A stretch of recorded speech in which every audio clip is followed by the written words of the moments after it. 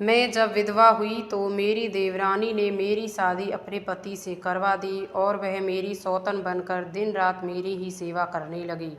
वह रोज रात को मुझे 2 आमलेट के साथ देसी घी का पराठा खिलाती और कहती, जल्दी ही तुम हमारे परिवार के वारिस को जन्म दोगी। जब मैं सुबह उठती तो मेरे पास में ढेर सारे पैसे रखकर मुझे डॉक्टर के पास ले जाती। एक बार जब मेरी देवरानी मुझे डॉक्टर के पास ले गई, नर्स हम दोनों को पहचान ना सकी क्योंकि हम दोनों ने एक ही रंग के दुपट्टे से चेहरा ढक कर रखा था। तो वह मेरे ही कान में बोली, आज इन्हें नींद की गोली मत खिलाना। मुझे शक हुआ। मैंने उस रात कुछ नहीं खाया और सोने के बाद जब मेरी आंख खुली तो मेरी जान निकल गई, यह देखकर कि वहाँ तो मेरा नाम रजनी है। मेरे साथ ज़िंदगी ने इतना बड़ा मजाक किया है कि मैं बता नहीं सकती। मैं सोचती रहती कि सब कुछ ठीक है और फिर सब कुछ बर्बाद होता रहा था। मैंने सब कुछ स्वीकार कर लिया था कि मैं मतलबी थी। मेरी कहानी सुनकर आप लोग भी हैरान रह जाएंगे। आखिर में आप लोग ही फैसला कर लीजिएगा कि मैंने सही किया या फिर गलत। मैं 18 साल की थी जब मेरी शादी करवा दी गई। मेरे पति और देवर की शादी एक साथ होने वाली थी। मेरे होने वाले देवर की बीवी पसंद कर ली गई थी और दूसरे बेटे के लिए मुझे पसंद कर लिया गया था। मेरा परिवार अच्छा था। मेरे माता पिता खाते पीते परिवार के थे और मैं उनकी इकलौती बेटी थी। मेरी देवरानी का नाम संजना था। अब हम दोनों की शादी एक साथ ही हुई थी और शक्ल सूरत से वह ज़्यादा अच्छी नहीं थी, तो सब लोग मेरी ही तारीफ़ करते और मेरे पति राम शक्ल सूरत के मालिक थे। जाने अनजाने में मैंने संजना के साथ बहुत बुरा किया क्योंकि शादी वाले दिन सब लोग मेरी तारीफ़ कर रहे थे और उसकी तरफ कोई देख ही नहीं रहा था। फिर भी वह बेचारी बहुत धैर्य से बैठी रही। इसलिए कभी भी 2 शादियाँ एक साथ नहीं करनी चाहिए, अन्यथा इसी तरह का सीन होता है। लेकिन मेरे ससुराल वाले अपने पैसे बचा रहे थे, इसलिए उन्होंने दोनों भाइयों की शादी एक ही साथ करवा दी, जबकि हमें तो पैसों की कोई दिक्कत नहीं थी। लेकिन उनकी अपनी मर्जी थी, क्या कर सकती थी। हमारी शादी हो गई और हम दोनों ने अपनी अपनी ज़िंदगी की शुरुआत कर दी थी। वैसे तो वह जॉइंट फैमिली थी, लेकिन सभी के चूल्हे अलग अलग थे और इसी बात का आराम था। जीवन अच्छा चल रहा था, कोई समस्या नहीं थी। मेरे पति भी मुझसे बहुत प्यार करते थे और मेरी हर बात मानते थे और हम लोग अच्छे तरीके से एक साथ रहते थे। लेकिन मेरी देवरानी के कमरे में हमेशा लड़ाई झगड़े की आवाज़ आती थी।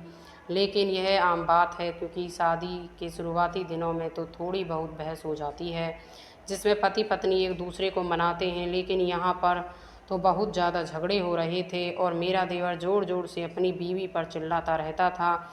जब मैंने अपने पति से बात की तो उन्होंने कहा कि हमें उनके मामले में नहीं बोलना चाहिए। एक बार मैं उन दोनों के कमरे के बाहर से गुजर रही थी, तभी मैंने अपने देवर की आवाज़ सुनी और मैं इसलिए रुक गई क्योंकि मैंने अपना नाम सुना था। मेरा देवर ना जाने मेरा नाम लेकर अपनी बीवी पर क्यों चिल्ला रहा था। मैंने सोचा मुझसे तो कोई गलती नहीं हो गई, लेकिन ऐसा तो कुछ नहीं हुआ था।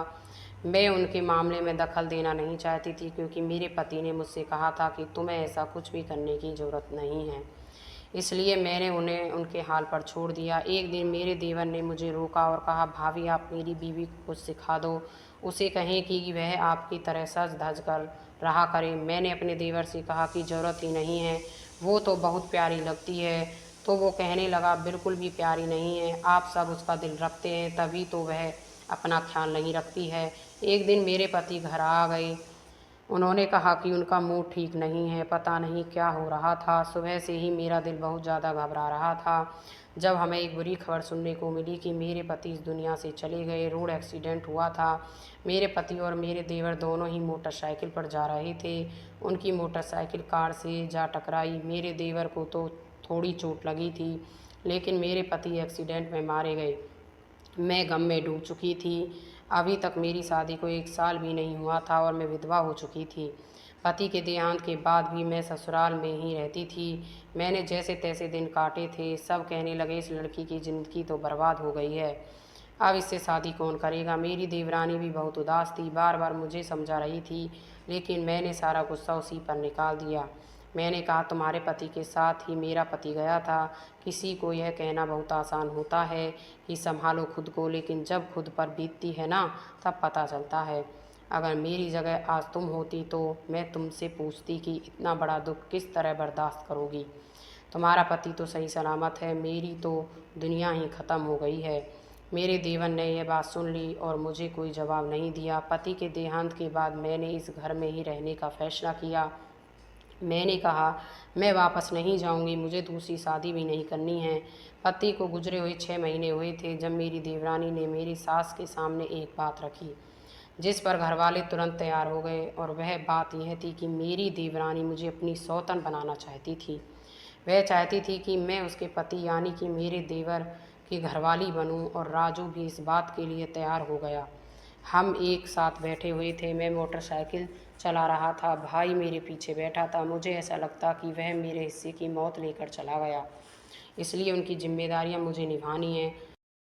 उन सब का यही कहना था कि तुम हमारी बहू हो, अब हम तुम्हें कहीं जाने नहीं देंगे। अब तुम हमारे बेटे की आखिरी निशानी हो। तुम्हें देखकर हमें हमारे बेटे की याद आती है, तो इसी घर में रह जाओ तो अच्छा है। मेरे को भी बुला लिया गया। उनका भी यही कहना था। यह फैसला एकदम सही है। जब लड़का यानी कि मेरा देवर इस बात के लिए तैयार है, तो फिर किसी और के बोलने का कोई मतलब नहीं निकलता। मेरी देवरानी भी तैयार थी। उसने मेरे हाथ पर हाथ रखकर मुझसे कहा, तुमने ठीक कहा था, किसी को समझाना बहुत आसान होता है, लेकिन उसके दुख को बांट लेना बहुत मुश्किल काम होता है। मैं अपने पति को तुम्हारे साथ बांटकर बिल्कुल भी दुखी नहीं होंगी। मुझे कोई शिकायत नहीं है। यह बात मुझे बहुत अजीब लग रही थी, बहुत ही ज़्यादा अजीब। मैं ऐसा नहीं चाहती थी, लेकिन मेरा ससुराल वाले, मेरे माँ बाप, सब लोगों ने मुझे यही समझाया था कि सबसे अच्छा निर्णय है। और मेरे देवर की अभी से सब तारीफ़ करने लगे कि उसने बहुत अच्छा निर्णय लिया है। अपने भाई की विधवा से शादी करने से अच्छा और क्या हो सकता है। उसकी बीवी यानी मेरी देवरानी की भी सब लोग प्रशंसा करने लगे कि भगवान ऐसी बीवी सबको दे जिसने अपने पति को सही राह दिखाई है, वरना बीवियां तो आजकल ऐसी बातों पर गुस्सा हो जाती हैं। करते कराते सब बड़ों की बात मानकर मैंने भी हाँ कर दी। अब मेरा देवर मेरा पति बन चुका था। मैं अभी भी अपने ही कमरे में रहती थी, जिस कमरे में मैं पहले रहती थी। अभी भी वही मेरा कमरा था, लेकिन मेरा देवर जो कि अब मेरा पति बन चुका था, उसी कमरे में मेरे पास आया हुआ था। मेरी दूसरी शादी को अभी 1 हफ्ता ही हुआ था कि मेरी देवरानी के हाथ में कुछ था। उसने एक प्लेट में 2 आमलेट और एक पराठा रखा हुआ था। कहने लगी, मैं यह तुम्हारे लिए लाई हूँ। मैंने इन्हें अपने हाथों से बनाया है और यह देसी घी में बनाए हुए हैं, और यह आमलेट भी है। मैंने कहा, आप इस समय मुझे यह सब क्यों खिला रहे हो? वैसे भी मेरी आदत थी, मैं रात को खाना नहीं खाती थी। उसने कहा, अब तुम्हें अपना बहुत ज़्यादा ख्याल रखना चाहिए। तुम अपना ख्याल रखोगी तो तुम्हारी सेहत अच्छी होगी, भगवान जल्दी ही तुम्हारी झोली भर देगा। मैंने कहा, तुम्हें मेरे बच्चे में क्यों दिलचस्पी है? तुम अपने बच्चों को पाने के लिए यह सब क्यों नहीं करती? उसने कहा, मैं भी रोज़ यही करती हूँ, लेकिन तुम्हारे भी बच्चे होने चाहिए ना। अच्छा लगेगा मुझे जब तुम्हारे गोद में बच्चा होगा, और मेरे भी। काश कि मुझे पहले पति से बच्चा हो जाता तो कम से कम उसकी कोई निशानी मेरे पास रह जाती। यह सुनते ही संजना ने मुझे हैरानी से देखा और कहा, यह बात सुनकर तो तुम्हें बहुत अजीब लगेगा, लेकिन भाइयों के बीच कोई राज नहीं होता है। यह पहले ही बता दी थी कि तुम्हारा पहला पति इस दुनिया से चला गया, फिर वो कभी भी तुम्हें संतान नहीं दे सकता था, और दुनिया की नज़र में तुम बांझ हो जाती। जो भी होता अच्छे के लिए होता है। मैंने कहा, मेरा पति मर गया तो यह अच्छी बात है? उसने कहा, मेरा यह मतलब बिल्कुल भी नहीं था। मैंने तुम्हारा भला करा है, वरना कोई अपना पति ऐसे किसी के साथ बांटता है? तो मेरे एहसान का यह बदला दे रही हो मुझे? इस तरह की बातें करके मेरा भी दिमाग जाने क्यों ख़राब हो गया था। मैं सोचने लगी, अपने पति से मेरी शादी कराने में उसे कौन सा फ़ायदा हो सकता है। फिर भी उसने यह सब कुछ किया। मैंने उससे माफ़ी मांगी और अंडा पराठा खा लिया। वह वाकई बहुत अच्छी थी, मेरा भी ख्याल रखती थी। ऐसा भी कभी नहीं हुआ कि उसने कभी मेरे साथ बदतमीजी की हो, जबकि मैंने ही उससे बुरी तरह से डांटा था, लेकिन उसने कुछ भी कहा तक नहीं था। और राजू भी मुझसे बहुत प्यार करता था। मेरे प्रति उसका रवैया बिल्कुल भी ऐसा नहीं था जैसे मैं पहले उसकी भाभी थी। थोड़ा शर्मीलापन सामान्य था, लेकिन वह मेरे साथ पहले दिन से ही ऐसा व्यवहार कर रहा था जैसे मैं पहले से ही उसकी बीवी हूँ। और वह मुझसे बहुत ज़्यादा प्यार करता था, वह मेरा ख्याल रखता था। कभी कभी तो मुझको ज़बरदस्ती कमरे से बाहर ले जाना पड़ता था और कहना पड़ता था कि जाओ और अपनी पहली बीवी को भी समय दो, जिसने मेरे लिए इतना बड़ा बलिदान दिया है। और मेरा पति किसी छोटे बच्चे की तरह जिद करने लगता, मेरे कमरे से जाता ही नहीं था। मेरी सास ने मुझे समझाया कि उसे अपनी तरफ से ज़्यादा प्यार मत दो, तुम बहुत ज़्यादा खूबसूरत हो, लेकिन उसकी पहली बीवी ने तुम्हारे लिए यह सब कुछ किया है, तुम कभी भी उसकी बीवी से दूर मत करना। मैंने कहा, मैं ऐसा बिल्कुल भी नहीं कर रही हूँ, लेकिन मैं उन्हें कमरे से भी तो नहीं निकाल सकती ना। लेकिन जाने अनजाने में शायद मैं अपनी देवरानी के साथ बहुत गलत कर रही थी, क्योंकि उसमें मेरा बहुत साथ दिया था। मैंने उसे सारी बात बता दी थी। इधर वह कुछ नहीं कर सकती। मर्दों का तो तुम्हें पता है, वह खुद ही मेरे कमरे से बाहर नहीं जाना चाहते हैं। तो संजना ने कहा, कोई बात नहीं, वैसे भी तुम कोई पराई थोड़ी हो, तुम तो उसकी बीवी हो। अच्छी बात है, तुम दोनों का आपस में रिश्ता मजबूत होना चाहिए। वह महिलाएं बहुत भाग्यशाली होती हैं जिनके पति उन्हें बहुत पसंद करते हैं और जिनके पति अपनी पत्नियों को पसंद नहीं करते। बात करते हुए मेरी देवरानी रो रही थी। वह बहुत अच्छी इंसान थी और मेरा बहुत ज़्यादा ख्याल रखती थी। वह मुझे हर रात अच्छी अच्छी चीज़ें खिलाती थी, दूध पिलाती है और हर दिन मुझे डॉक्टर के पास भी ले जाती। मेरा चेकअप करवाने के लिए डॉक्टर ने मुझे बताया था कि सब कुछ ठीक है और जल्दी आप माँ बनने वाली हो। डॉक्टर के पास जाना तो हम लोगों का एक बहाना था। वहीं पर हम लोगों ने एक पार्क देखा हुआ था, जहाँ पर हम लोग टहलते भी थे और बातें भी करते थे। इसके अलावा मेरी देवरानी एक और काम भी करती थी। रात को वह मेरे सिर के पास पैसे रख कर चली जाती थी। एक बार तो मुझे लगा कि गलती से रख गई हो, तो मैंने कहा, तुम कमरे में आई थी तो पैसे मेरे कमरे में ही भूल गई हो। लेकिन उसने कहा, नहीं, ये पैसे तुम्हारे ही हैं, मैंने तुम्हारे लिए ही रखे थे। मैंने कहा, तुम्हारे पास इतने पैसे कहाँ से आए और तुम अपने पैसे मुझे क्यों दे रही हो? तो कहने लगी, मैं इतने सारे पैसे कहाँ से लाऊंगी, मेरे पति ने ही मुझे दिए थे और कहा था कि तुम्हें दे दूँ, क्योंकि तुम भी उनकी पत्नी हो तो खर्चा तो तुम्हें भी मिलना चाहिए ना। मैंने कहा, हमारा पति इतने सारे पैसे कमाता है? तो कहने लगी, हमारा पति तो पहले दिन से ही बहुत ज़्यादा पैसे कमाता था। कभी कभी तो मुझे लगता था कि अभी तो पिछले पैसे पड़े हुए हैं, लेकिन वह फिर से और पैसे दे देता। मैंने सोचा कि अब तो तुम भी उनकी बीवी हो तो आधे पैसे तुम्हारे भी होने चाहिए, इसलिए तुम्हारे लिए रख कर चली जाती हूँ। मैंने कहा, चलो अच्छी बात है। इसका मतलब मेरे पति के पैसे यानी कि मेरे ही पैसे थे। अपने पहले पति की याद तो दिल से ना गई थी, लेकिन मेरी ज़िंदगी बर्बाद होने से बच गई थी। अब मैं किसी की विधवा नहीं बल्कि किसी की पत्नी थी। संजना और मेरे बीच बहुत प्यार बढ़ गया था। अब हम दोनों चीज़ें भी एक जैसी लेनी शुरू कर दी थीं। एक दिन हम लोग अस्पताल गए तो मैंने और मेरी देवरानी ने एक जैसे दुपट्टे से चेहरे को ढक कर रखा था, इसलिए नर्स से शायद कुछ गलती हुई। जब वह हमें डॉक्टर के पास लेकर गई तो जाने से पहले उसने मेरे कान में कहा, आज इसे बेहोशी की दवा मत देना। मैं ये सुनकर हैरान रह गई कि यह क्या बात कर रही है। मैंने अपनी देवरानी की तरफ देखा तो और मैं सोचने लगी कि क्या वह मुझे नींद की गोली खिलाती है, क्योंकि हर रात को वो मेरे लिए आमलेट बनाकर लाती है और साथ में दूध भी होता था। क्या वह उसी में मुझे नींद की गोली मिलाकर दे रही थी? लेकिन यह मुझे नींद की गोलियां खिलाकर क्या करना चाहती थी? मेरे साथ यह क्या कर रही थी? अचानक मेरे दिल में हजारों सवाल जाग उठे थे। मुझे ऐसा लगा कि नर्स से कुछ गलती हुई है, लेकिन कोई गलती नहीं हुई थी, क्योंकि उसने मेरी देवरानी का नाम लिया था। मेरी देवरानी मेरे साथ ऐसे कैसे कर सकती थी, क्योंकि उसने अपने पति की शादी मुझसे करवा दी और यह भी चाहती थी कि मैं उसके पति का बच्चा पैदा करूं। क्या वो खुद माँ नहीं बन सकती थी? यह सब क्या था? सोचा कि अपने पति से बात करती हूँ। मैं अपने मन में सोचने लगी कि मैं उन्हें आज सब कुछ बता दूंगी, लेकिन आज मेरे पति ने मुझे ऐसी बात बता दी कि सारी तस्वीर मेरे सामने आ गई थी। मेरे पति ने कहा, तुम मुझसे दूर भाग मत जाना। आज मैं तुमको एक बात बताता हूँ, मैं तुमसे बहुत प्यार करता हूँ और भाई के देहांत के बाद मैं तुमसे शादी करना चाहता था। मुझे मेरी बीवी बिल्कुल भी पसंद नहीं है, उसको ना तो बात करने का ढंग है। मैं उसे तुम्हारा उदाहरण दिया करता था, वह तुमसे बहुत ज़्यादा नफरत करती थी। मैं उससे कहता कि तुम भाभी जैसी क्यों नहीं बन जाती, इसलिए वह तुमसे नफरत करती थी। फिर उसने आपकी शादी मुझसे क्यों करवा दी? मेरे पति ने कहा, वह कौन होती है मेरी शादी तुमसे करवाने वाली? शायद हमारी किस्मत में ही एक दूसरे के साथ रहना लिखा होगा। मेरा भाई मेरी जगह पर चला गया, अच्छा होता कि मैं उसकी जगह पर चला गया होता। मेरा भाई बहुत अच्छा इंसान था, लेकिन शायद यही हमारी किस्मत में था। उसके बाद मैंने सोचा कि मैं तुमसे शादी कर लूं। मैं तुम्हारा सहारा बनना चाहता था, इसलिए मैंने उससे ही अपनी शादी की बात घरवालों से करवाई।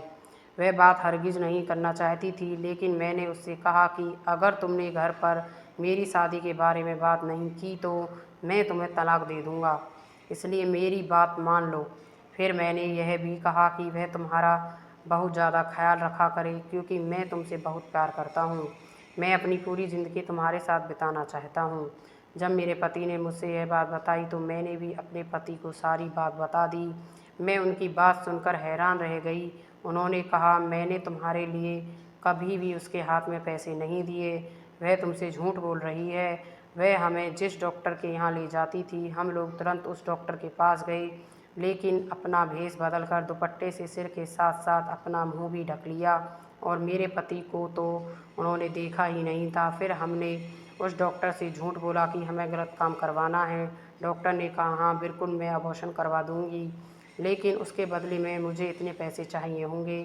उसके बाद हमने डॉक्टर से कहा, हमने तुम्हारी रिकॉर्डिंग कर ली है, तुम यहाँ पर गलत काम करती हो। वह भी निस्बत लेकर वह थर थर काँपने लगी और कहने लगी, यह बात आप किसी को मत बताना, नहीं तो मेरा लाइसेंस रद्द कर दिया जाएगा, मैं डॉक्टर नहीं रहूँगी। फिर मैंने उससे कहा, मुझे उस औरत के बारे में बताओ जो तुम्हारे पास आती है और जिसका नाम संजना है। उसने कहा, वह तो अपनी सौतन को लेकर आती थी। तभी मैंने कहा, वह मैं ही हूँ और यह मेरे पति हैं। मैंने अपना चेहरा उसे दिखा दिया तो उसे तुरंत पहचान लिया। उसने कहा था कि आप उसको ऐसी दवा दो जिससे यह कभी भी बच्चा ना पैदा कर सके, और हो सके तो ऐसा करो कि इसकी जान भी चली जाए। ये सब सुनकर तो मेरे पैरों तले से ज़मीन ही निकल गई थी।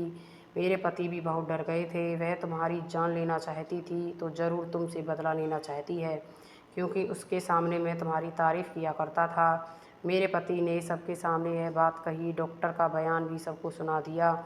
इस बात के बारे में सबको पता चल गया। डॉक्टर से बात करने के बाद हम लोग सीधा घर पहुंच गए। तभी संजना सामने ही बैठी हुई थी।